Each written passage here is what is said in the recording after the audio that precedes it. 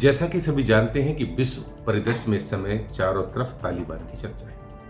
हाल ही में तालिबान ने अफगानिस्तान पर कब्जा जमा कर वहां की सरकार को बेदखल कर दिया। अफगानी राष्ट्रपति को देश छोड़कर भागना पड़ा।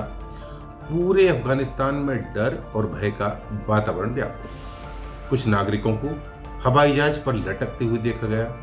शायद ही पहले कभी इस तरह का मंजर देखने में आया होगा। लोग जानवरों की तरह फ्लाइट में देखे गए। यहां से जानना ये जरूरी है कि आखिर तालिबान है क्या। तो मैं आपको बता दूं कि तालिबान कोई देश नहीं बल्कि एक समुदाय है जो कि मुस्लिम कट्टरपंथ को मानता है। इसकी शुरुआत 90 के दशक में तब हुई जबकि रूस अफगानिस्तान से अपनी सैनिक गतिविधियां खत्म कर रहा था। पश्तूनों के नेतृत्व में उभरा तालिबान 94 में अफगानिस्तान के परिदृश्य में सामने आया। सऊदी अरब से इसे फंडिंग शुरू की गई। सबसे पहले तालिबान धार्मिक आयोजनों और मदरसों के जरिए उभरा। 1990 में रूस की सेना की वापसी के साथ अफगानिस्तान में गुटिये संघर्ष शुरू हो गया।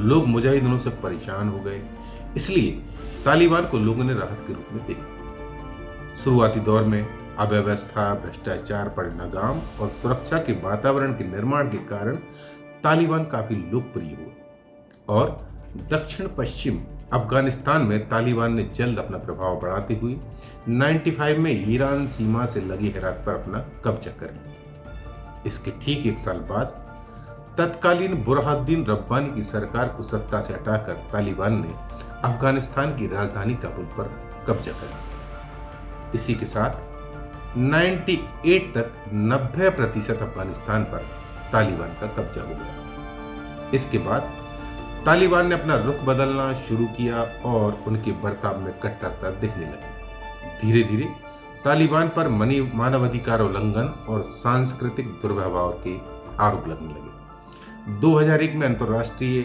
आलोचना के बावजूद तालिबान ने विश्व प्रसिद्ध बामियान बुद्ध प्रतिमाओं को नष्ट कर दिया।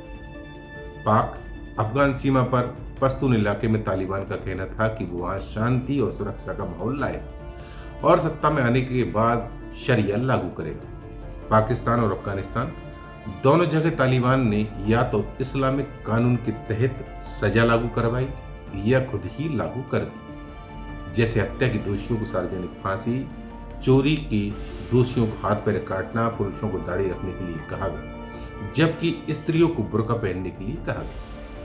तालिबान ने टीवी, सिनेमा और संगीत के प्रति भी कड़ा रवैया अपनाया और 10 वर्ष से ज्यादा उम्र की लड़कियों को स्कूल जाने पर प्रतिबंध लगा दिया। दुनिया का ध्यान तालिबान की ओर तब गया जब न्यूयॉर्क में 2001 में हमले किए गए। तालिबान पर आरोप लगाया गया कि उसने ओसामा बिन लादेन और अल कायदा को पनाह दी, जिसे न्यूयॉर्क हमलों का दोषी बताया जा रहा है। 7 अक्टूबर 2001 में अमेरिका के नेतृत्व वाले सैन्य गठबंधन ने अफगानिस्तान पर हमला कर दिया और इसके साथ ही तालिबान को अफगानिस्तान की सत्ता से बेदखल होना पड़ा। हालांकि तालिबान के नेता मुल्ला उमर और अल कायदा के बिन लादेन को पकड़ा नहीं जा सका। पाकिस्तान इस बात से इनकार करता रहा कि तालिबान के उदय के पीछे उसका हाथ है, लेकिन इस बात में शायद ही कोई शक हो कि तालिबान के शुरुआती लड़ाकों ने पाकिस्तान के मदरसों में शिक्षा ली और इस तरह 90 के दशक से 2001 तक तालिबान अफगानिस्तान की सत्ता पर काबिज रहा। लेकिन तब से आज तक तालिबान अंदर ही अंदर स्वयं को मजबूत करने में लगा रहा।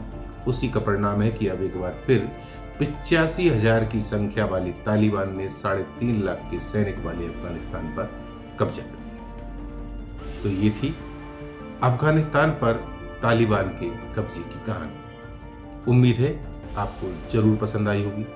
इसी तरह की बड़ी घटनाओं, जानकारियों को मैं आपके समक्ष लेकर आता हूं।